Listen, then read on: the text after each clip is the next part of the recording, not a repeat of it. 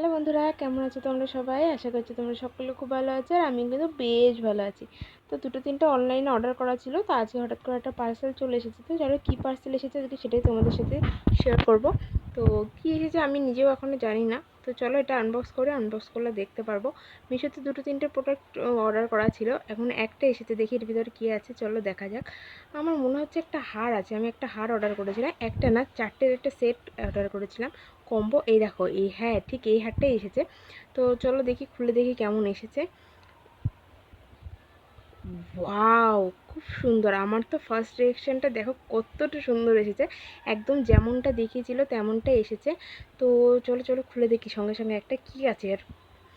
খুলে দেখি, একটা চারটে হার এসেছে, জানো চারটে হারের দাম কত নিয়েছে? গেস করো তো তোমরা কত নিয়েছে।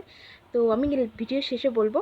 আর তোমরা যদি এরকম হার পারচেস করতে চাও, প্লিজ এখান থেকে স্ক্রিনশট নিয়ে মিশোতে সার্চ করো, অবশ্যই পেয়ে যাবে। আর আমি কিন্তু এটা অফারে পেয়েছিলাম, যে অফারটা ছিল মাঝে সেই অফারেই পেয়েছিলাম।